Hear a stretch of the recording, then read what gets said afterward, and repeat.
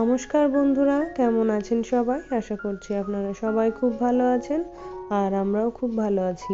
আমার নতুন আরেকটি ব্লগে আপনাদের সবাইকে ওয়েলকাম জানাচ্ছি। রোজকার মতো আজকের ভিডিওটিও আমি আমার রান্নাঘর থেকে শুরু করলাম। আশা করছি আমার অন্যান্য ভিডিওর মতো এই ভিডিওটিও আপনাদের বেশ ভালো লাগবে। এখন বাজে সকাল 7:30 আর এই তো আমি রান্নাবান্না শুরু করে দিয়েছি। তো কালকে রাতে হঠাৎ আমার হাজব্যান্ড চিকেন নিয়ে হাজির।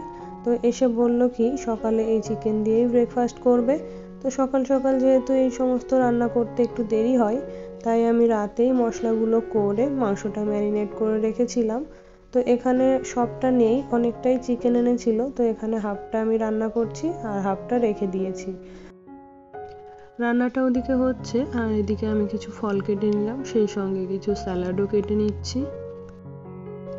এটি হলো দেশি চিকেন, তাই রাতে যেহেতু দই দিয়ে ম্যারিনেট করে রেখেছিলাম তার জন্য কিন্তু প্রেসার কুকার ছাড়াই এটি সেদ্ধ হয়ে গেল।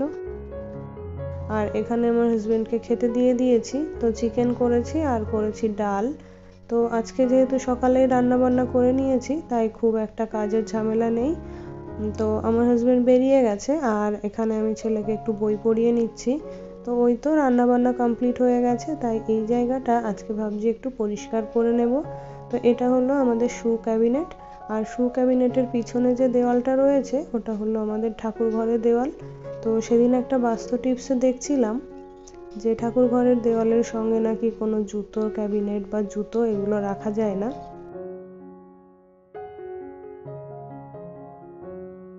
তো আজকে ভাবছি এই জায়গাটাও একটু পরিষ্কার করে নেব আর আমার ড্রয়িং রুমের লুকটাও একটু চেঞ্জ করে দেব।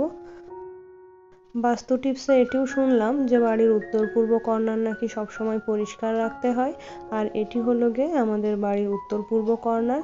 তো এর নিচে যেহেতু সিঁড়িঘর, সেইখানে একটা গ্যারেজ করা রয়েছে, তো সেখানে আমাদের বাইক, সাইকেল, ইনভার্টার, জুতো এগুলো থাকে। তো এমনিতেই আমাদের উত্তর পূর্ব কর্নারটা খুবই অগোছালো সেই শুরু থেকেই।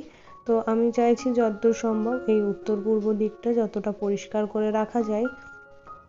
তো এটা হলো আমাদের ছাদে যাওয়ার সিঁড়ি। তো এখানে ছাদে পরার জন্য কিছু জুতো রাখা আছে, তো ওগুলোও এখন আমি সরিয়ে দেব আর এই জায়গাটা খুব সুন্দর করে ক্লিন করে নেব। আর আমাদের নিচে যে গ্যারেজ করা রয়েছে, আমি এখন যে জায়গাটায় দাঁড়িয়ে রয়েছি এর নিচ বরাবরই মানে সিঁড়িঘরটাতে গ্যারেজ করা রয়েছে। তো ওই জায়গাটায় অনেক অপ্রয়োজনীয় জিনিসপত্র বা এই সাইকেল, জুতো এগুলো থাকে, তো ওগুলো মানে খুবই অগোছালো থাকে। তো আমি বহুবার আমার হাজবেন্ডকে বলেছি বা শ্বশুরমশাইকে বলেছি যে এই গ্যারেজটা একটু মানে বাড়িতে যেহেতু আরও অন্য জায়গা রয়েছে ওখানে একটা গাড়ি রাখার ঘর করতে। তো ওনারা মানে আমার সেই কথায় কোনো গুরুত্ব দেননি আর কি। তো সেই রকমভাবেই রয়েছে। তা আমি ভাবছি কি তাহলে উপরের মানে কর্নারটা যতটুকু পরিষ্কার করা যায় ততটুকু পরিষ্কার করে নেব। তো এই তো সব জিনিসগুলো সরিয়ে দিয়ে আমি ধুলো আর ঝুলগুলো সব পরিষ্কার করে নিচ্ছি, তারপরে এগুলো একবার ভালো করে মুছে নেব। তো এই তো সব ধুলোগুলো কাচিয়ে নিয়েছি আর এইখানটায় ছিল ওই শু ক্যাবিনেটটা। তো শু ক্যাবিনেটটা সরিয়ে দিয়েছি আর স্বভাবতই তার তলে অনেক ময়লা জমেছিল। তো সেই ময়লাগুলো এখন ঝাঁটিয়ে সব তুলে দেব। আর যে কার্টেনটা রয়েছে ওটার পিছনে কিন্তু একটা দরজা রয়েছে। তো আমাদের উপরের ঘরে আসার জন্য সিঁড়ি দিয়ে সোজা উঠেই একটা দরজা পড়ে বড়, আর তার ডান হাতে আর একটা দরজা পড়ে। তো সেই দরজাটা দিয়ে আমাদের ঠাকুর ঘরেও যাওয়া যায়, আবার আমাদের ড্রয়িং রুমেও যাওয়া যায়। তো এই তো এখন সিঁড়িটা ভালো করে মুছে নিচ্ছি। মাঝে মধ্যেই কিন্তু আমি বাড়ির ফার্নিচার এদিক সেদিক করে বাড়ির লুকটা একটু চেঞ্জ করার চেষ্টা করি। সেটা আমার রুমে তো হয়েই থাকে, মাঝে মধ্যেই আমার রুমের ফার্নিচার চেঞ্জ করে দিই, মানে পজিশন চেঞ্জ করে দিই।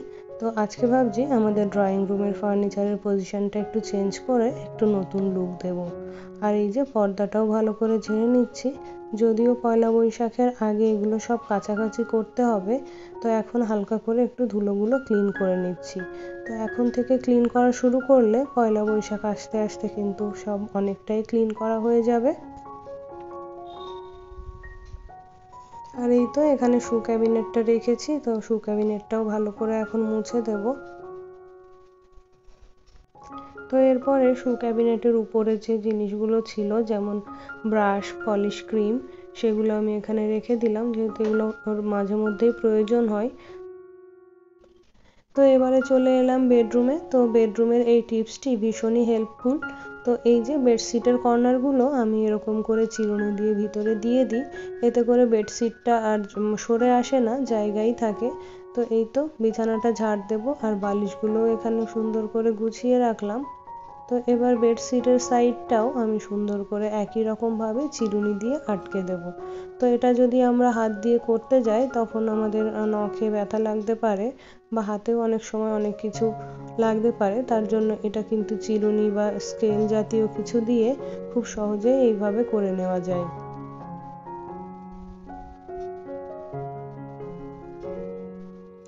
তারপরে চলে এলাম ড্রয়িং রুমে। তো বলছিলাম যে এর লুকটা একটু চেঞ্জ করব।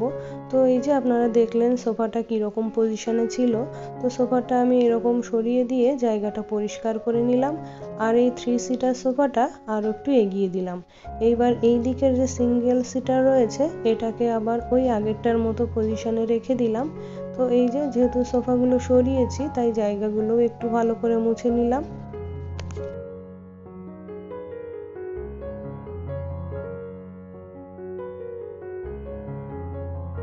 এইভাবেই মাঝে মধ্যে ফার্নিচারের পজিশন চেঞ্জ করে নতুন লুক দিলে বেশ অন্যরকম একটা ফিল হয়। তো সেই জন্যই আমি ফার্নিচারগুলো সরিয়ে ঠিকঠাক একটা পজিশন দিয়ে দিলাম। তো দেখুন বন্ধুরা, এবার কত ভালো লাগছে জায়গাটা দেখতে, বেশ অন্যরকমভাবে সেটটা করলাম। তো এবার ফার্নিচারগুলো খুব সুন্দর করে ঝেড়ে নিয়েছি আর টেবিলটাও ভালো করে মুছে নিলাম। তো এবার চলে এলাম ডাইনিং এরিয়াতে। যেহেতু আমাদের লিভিং রুম আর ডাইনিং এরিয়া একই জায়গায়, তো ডাইনিং এরিয়াটাও খুব ভালোভাবে পরিপাটি করা প্রয়োজন। তো এখন আমি ওই টেবিল ক্লথটা সরিয়ে কাচতে দিয়ে দিলাম আর এই কর্নারটায় যেহেতু সবসময় মোছা হয় না তাই এগুলোও একটু এখন মুছে নেব। আমাদের লিভিং এরিয়া আর ডাইনিং এরিয়া কিন্তু খুব বেশি বড় নয়, তবে যেটুকু আছে তার মধ্যেই আমি সমস্ত ফার্নিচার ম্যানেজ করার চেষ্টা করি। তো এখন টেবিলটাকে কলিন দিয়ে ভালো করে মুছে নেব, তারপরে এটি আবার ডেকোরেট করব।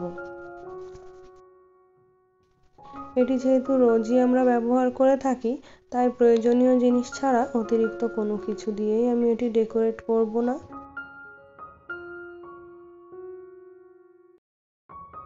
তো এবারে নিয়ে নিলাম একটা টেবিল ক্লথ।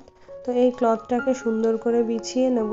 তো এইটা যেহেতু একটু রাবার টাইপের, তো এরপরে একটু ট্রান্সপারেন্ট কাভার দিয়ে দিলাম, নাহলে কিন্তু হলুদ তেলের দাগ লেগে যেতে পারে। তো এই তো এইভাবে আমি ডাইনিং এরিয়াটা অ্যারেঞ্জ করেছি। তো এইভাবেই আমি ডাইনিং আর লিভিং এরিয়াটার লুকটা চেঞ্জ করে দিলাম।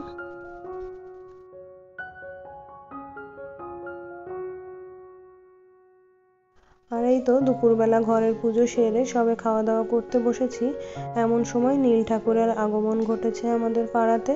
তো দূর থেকে আমি ঢাকের আওয়াজ শুনতে পারছি। তো হাত মুখ ধুয়ে ফ্রেশ হয়ে এখানে ঠাকুরের বরণ করার জন্য কিছু জিনিসপত্র গুছিয়ে নিলাম।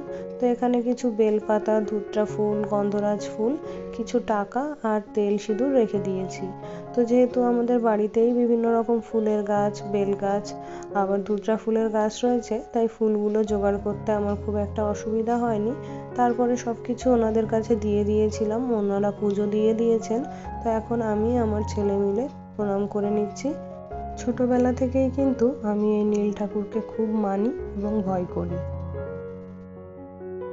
তো আজকের ভিডিওটা এখানেই শেষ করছি। দেখা হবে একটি নেক্সট ব্লগে। সেই সঙ্গে সবার সুস্বাস্থ্য কামনা করে আজকের মতো বিদায় চেয়ে নিচ্ছি। ধন্যবাদ।